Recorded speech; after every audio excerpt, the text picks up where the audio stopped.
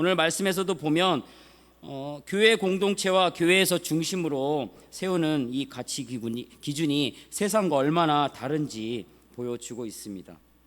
2절 말씀에 보면 그러므로 구제할 때 외식하는 자가 사람에게서 영광을 받으려고 회당과 거리에서 하는 것 같이 너희 앞에 나팔을 불지 말라. 진실로 너희에게 이르노니 그들은 자기 상을 이미 받았느니라. 세상 기준으로 보면 구제하고 남을 도울 때 그 동기는 별로 중요하지 않은 것 같아요. 세상 기준으로 봤을 때 얼마나 큰 액수로 구제했는가, 얼마나 능력 있게 구제했는가, 어느 대그룹에서 이만큼 몇 억을 기부했는가, 그 결과가 중요하지 무슨 의도로 구제했는지 별로 중요하지 않는 것 같아요. 세상 기준에서는. 간혹 신문에 불이 도끼 성금 명단 이렇게 해가지고 크게 대문, 신문 일면에 대문자가 막 H그룹에서 20억 기증, 맨 앞에 사진과 함께 그 이름이 굵은 글씨로 표시되는 경우를 종종 보게 되어지는데, 그런 경우는 그 동기가 모르겠어요. 순수한 것도 있겠지만 순수했기 때문만은 아니라 그냥 돈을 가장 많이 냈기 때문이 아닌가, 그런 생각들이 듭니다. 그러나 교회는, 우리 믿음의 성도는 그런 방식으로 일하면 안 됩니다. 제가 회사에서 있었던 얘기를 했듯이 그런 방식, 그런 기준으로 생각하면 안 되고, 나의 중심이 하나님을 향해 있는가, 사람들을 향해 있는가, 이것들을 날마다 점검해 갈 때야 비로소 우리가 시험에 들지 않고 넘어지지 않는 것 같습니다. 만약 제가 금요일날 새벽에 말씀을 통해서도 그 말씀도 깨닫지 못하고 그랬으면 저는 영원히 죽었을 거고, 여기서 지금 설교할 때도 아마 매가리가 하나도 없을 것 같아요. 하나님이 세우신 교회는 그런 세상 사람들의 기준과 다르게 동기가 무엇이냐라는 것을 중요한 기준으로 우리는 삼을 수 있어야만 하겠습니다. 만약 예수님이 발행하시고 찍어내고 계시는 천국 신문이 있다고 한다면 그날 구제 명단에는 가장 순수하고 맑고 깨끗한 동기를 가진 사람의 이름이 제일 굵은 글씨로 가장 크게 먼저 나오게 될 거라고 생각합니다. 왜냐하면 이것이 예수님이 강조하고 있는 기준이기 때문입니다. 이 땅에 발을 딛고 살아가고 또 세상 기준의 영향을 받으며 살아가는 우리는 예수님이 우리에게 오늘 마태복음 6장을 통해서 주시고 계시는 이 지침, 이 지시에 항상 우리는 마음을 기울일 수 있어야만 하겠습니다. 1절입니다. 다시 한번 보면 사람에게 보이려고 그들 앞에서 너희 일을 행하지 않도록 주의하라. 그리하지 아니하면 하늘에 계신 너희 아버지께 상을 받지 못하느니라. 이 지침을 평생 우리 마음속에 간직하시고 살아갈 수 있기를 주님의 이름으로 간절히 부탁드립니다. 사람에게 보이려고 그들 앞에서 너희 의를 행하지 않도록 주의하라. 교회에서 봉사하는 일이나 남을 섬기는 일이나 구제하는 일이나 어떤 일을 하든지 간에 이 말씀을 우리는 늘 새길 수 있어야만 하겠습니다. 우리는 예수님을 좀 복잡하게가 아니라 단순하게 믿을 필요가 있습니다. 전도서 7장 29절에 보면 하나님께서 사람을 지으셨는데 정직하게 지으셨다, 이렇게 말을 하고 있습니다. 근데 원어로 정직이라는 단어를 보면요, 단순입니다. 단순, 심플. 그러면 어떻게 보면 영적인 우리 영적인 안목으로 볼 때 복잡한 것은 하나님의 뜻이 아닐 수도 있는 거고요, 단순한 게 하나님의 뜻일 수도 있는 것입니다.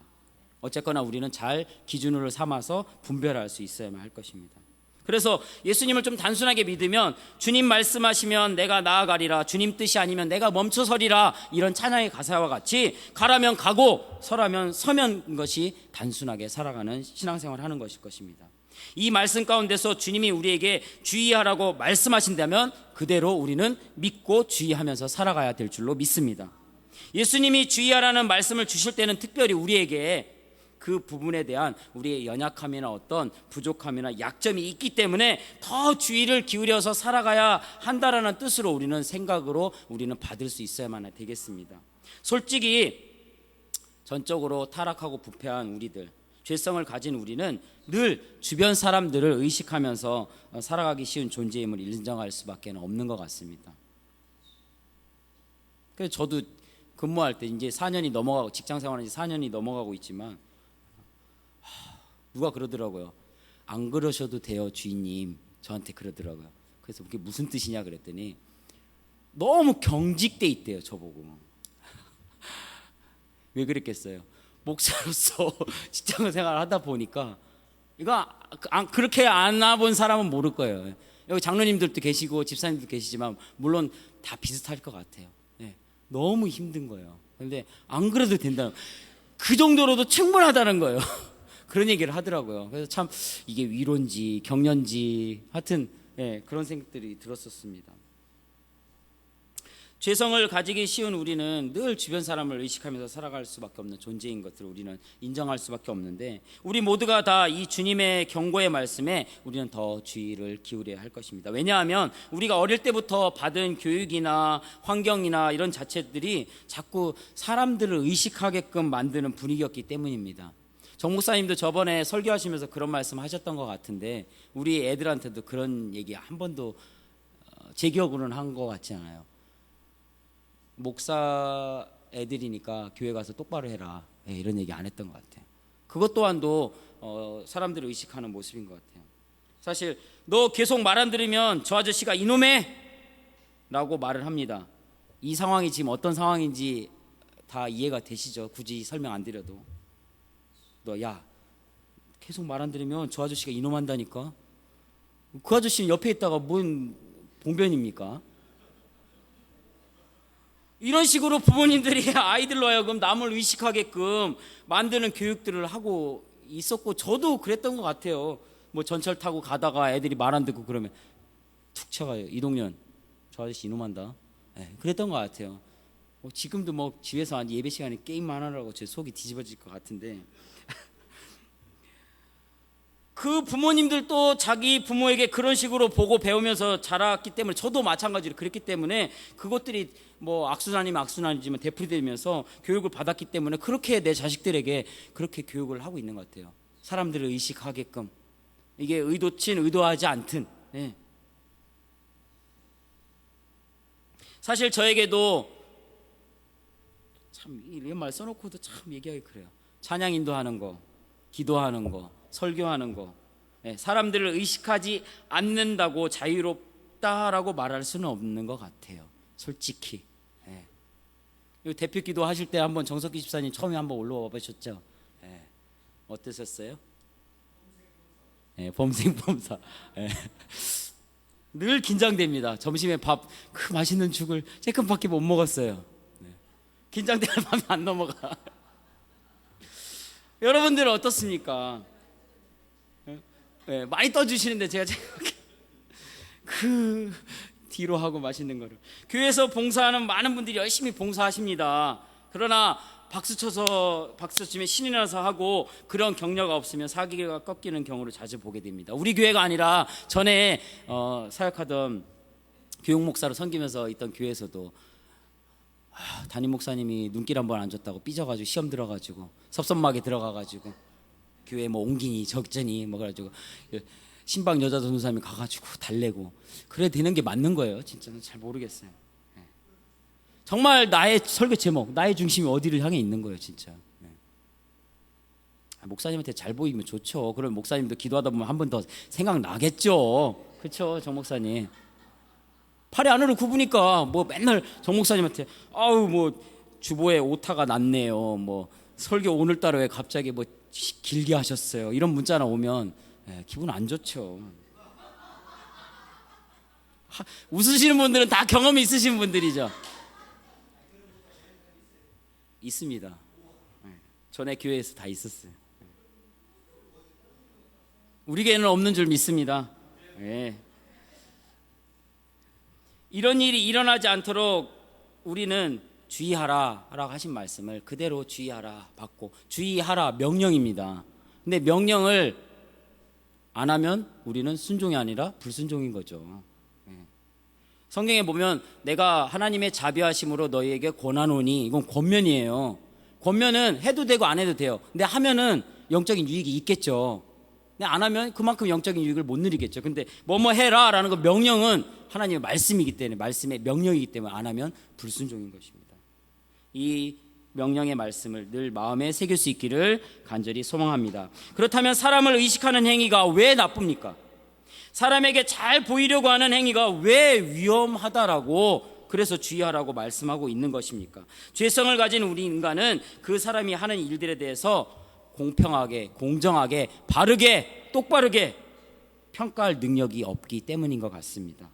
사무엘상 16장 7절 말씀입니다. 사람은 외모를 보거니와 여호와는 중심을 보시느니라.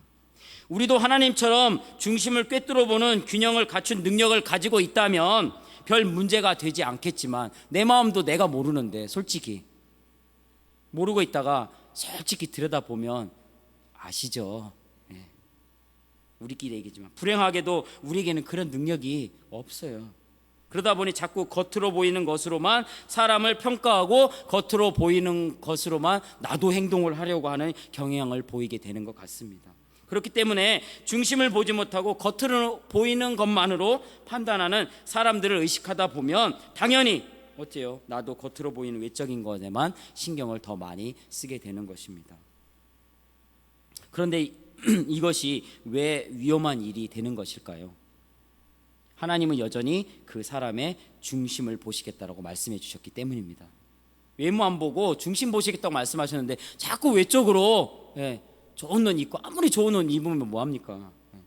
겉으로만. 자꾸 외적인 것에만 관심을 기울이고 스스로를 포장하는 일에만 몰두하게 되면 하나님은 그런 사람을 조금 심하게 표현해서 역겨워하실 것 같아요. 그래서 예수님이 이런 말씀을 주고 계시는 것 같습니다. 마태복음 우리가 읽지는 않지만 6장 5절 말씀에 보면, 또 너희는 기도할 때 외식하는 자와 같이 하지 말라. 외식, 겉과 속이 다른. 여기서 쓰이는 외식의 원어적 의미를 살펴보면은 연극인이라고 합니다. 배우, 연극인. 자기의 감정, 생각과 상관없이 극본, 대본에 나와 있는 대로 그대로 연기하는 사람을 연극인이라고 합니다. 그래서 사람에게 잘 보이려고 자꾸 그럴듯하게 치장하고 포장하다 보면 우리도 모르게 연극인과 비슷하게 내 감정과는 상관없이 거기에 그냥 휘둘려서 비슷하게 행동을 하게 되는 것 같습니다. 부족하지만 제가 강단에서 이렇게 서서 하나님의 말씀을 붙잡고 일주일 동안, 참 감사하죠. 그런 사례를 주셔서 일주일 동안 그분의 음성을 사모하고 씨름했던 말씀을 나누지 않고 사람들이 좋아하는 말을, 여러분들이 좋아하는 말, 저는 개그맨도 아니고 유머도 못하지만 정 목사님은 개그가 많이 늘었는데 좋아하는 말을 의식하고 이렇게 연극인처럼 대사만 읊어댄다면 저도 비참하고 여러분도 비참한, 이 시간 왜 앉아있으니까 이런 생각밖에 안 들 것 같아요. 그런 의미에서 우리는 주님이 우리에게 주의하라 라고 말씀하신 명령을 붙잡고 우리는 의식하면서 살아가야 할 것입니다.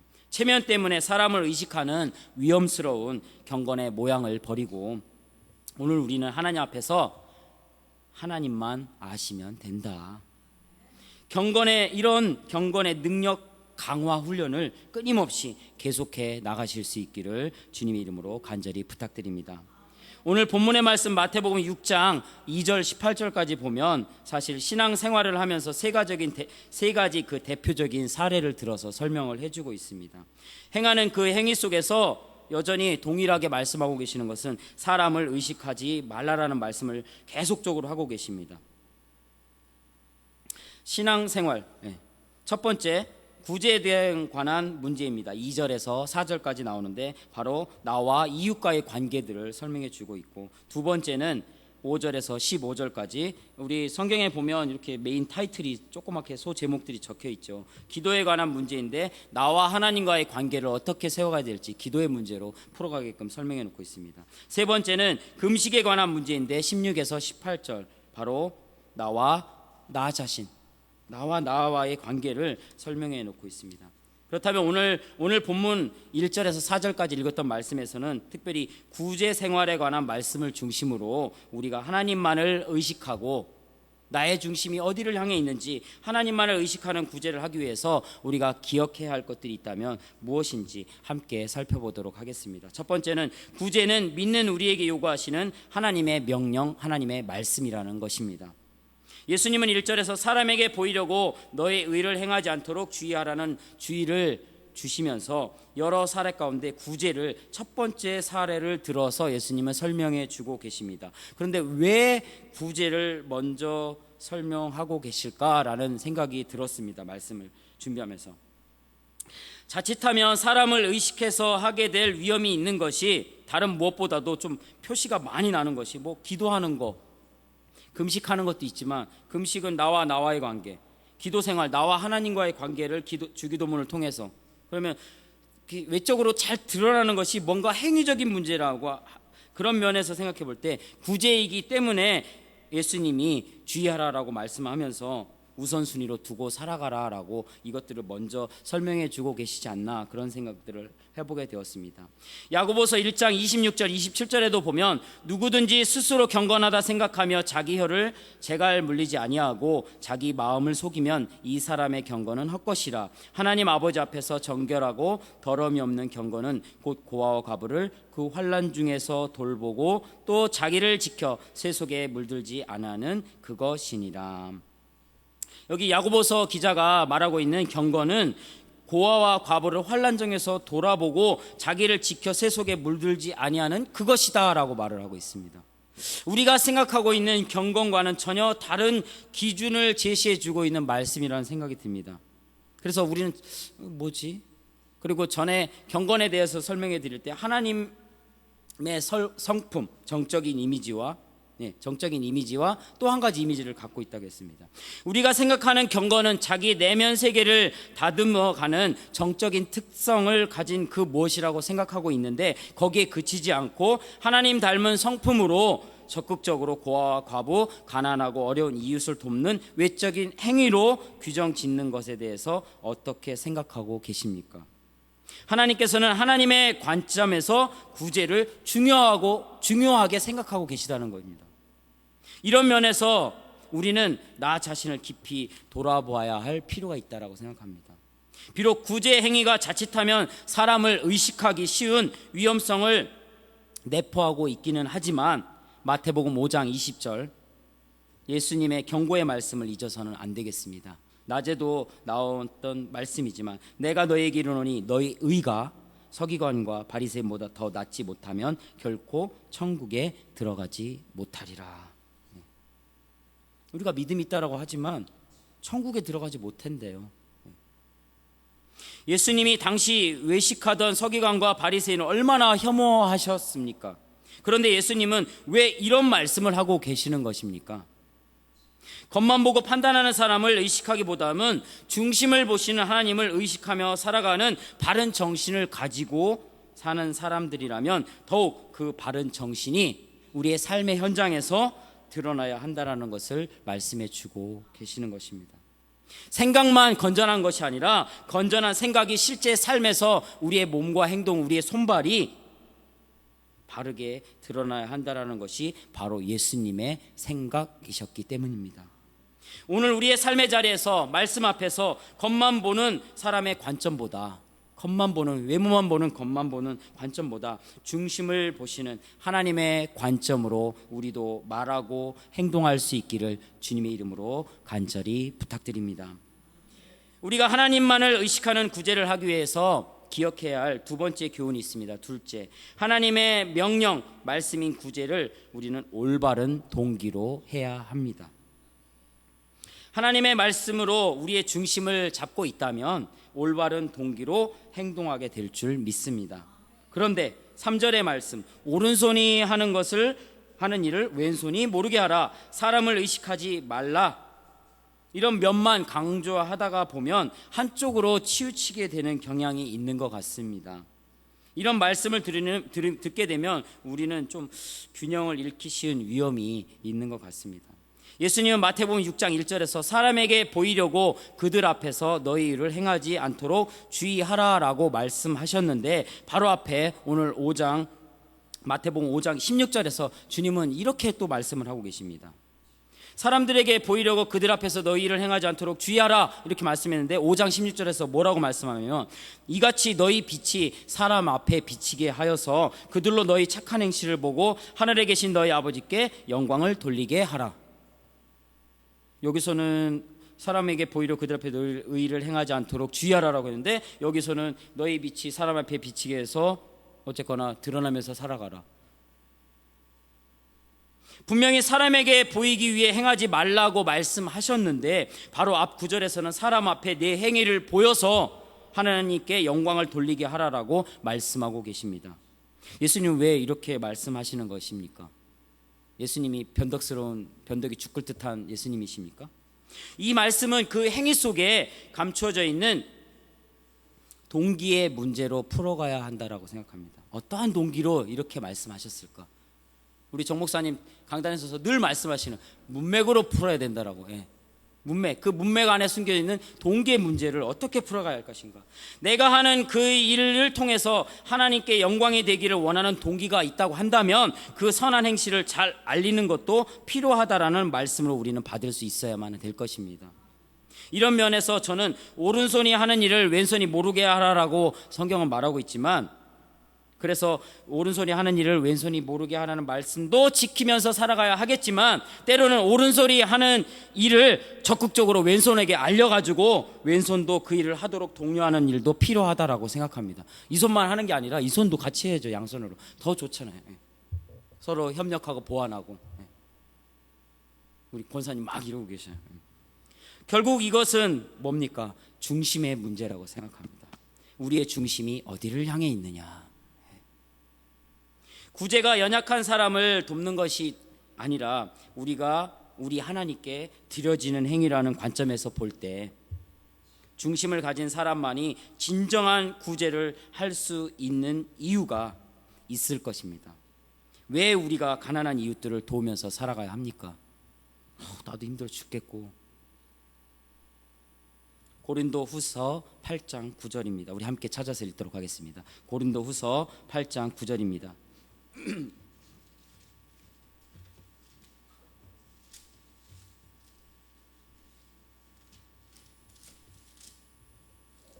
고린도후서 8장 9절. 왜 우리가 가난한 이웃들을 도우면서 살아가야 합니까? 제가 가지고 있는 신약성의 294페이지 고린도후서 8장 9절 다 찾으신 줄 알고 함께 읽도록 하겠습니다. 시작. 우리 주 예수 그리스도의 은혜를 너희가 알거니와 부요하신 이로써 너희를 위하여 가난하게 되심은 그의 가난함으로 말미암아 너희를 부요하게 하려 하심이라. 아멘. 오늘 내가 누리는 이 모든 축복된 삶은 예수 그리스도께서 스스로 가난한 자리로 내려오셨기 때문이라는 말씀이 감동과 은혜가 되는 줄 믿습니다. 우리에게 이런 감동이 있다면 우리에게는 어떤 빚진 마음이 있어야 하겠습니까? 오늘 이 순간에도 주님의 사랑의 빛을 누리지 못하는 수많은 사람들, 여전히 영육간에 가난하고 어려운 이웃들에 대하여 빚진 자의 심정을 갖는 것이 정상 아니겠습니까? 우리의 모습은 어떻습니까? 내 아이 공부시키기에 충분한 경제적 여유가 있고 원하는 것을 하고도 돈이 남는다고 한다면 하나님이 내게 주신 은혜의 혜택이 평균 이상이라는 것입니다. 그렇다면 하나님은 경제적으로 넉넉한 사람들이 그렇지 않은 이웃들에 대해서 거룩한 부담감을 갖고 그들을 섬기며 살기를 원하고 계십니다. 구제는 연약한 이웃을 돕는 것일 뿐만 아니라 하나님을 섬기는 행위가 된다는 것을 우리는 기억할 수 있기를 간절히 부탁드립니다. 골로새서 3장 17절, 우리가 품성훈련하면서 늘 했던 말씀입니다. 한번 외워볼까요? 골로새서 3장 17절 시작. 또 무엇을 하든지 말에나 일에나 다 주 예수의 이름으로 하고 그를 힘입어 하나님 아버지께 감사하라. 골로새서 3장 23절 말씀도 하나 있습니다. 무슨 일을 하든지 마음을 다하여 주께 하듯 하고 사람에게 하듯 하지 말라. 저 게시판에 있더라고요, 바깥에.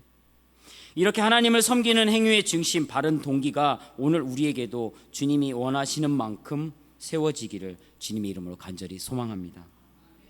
우리가 하나님만을 의식하는, 나의 중심이 어디를 향해 있는가, 하나님만을 의식하는 그런 생활 신앙인으로 살아가기 위해서 기억해야 할 교훈이 세 번째, 올바른 동기로 구제할 때 하나님을 향한 기대를 갖게 됩니다.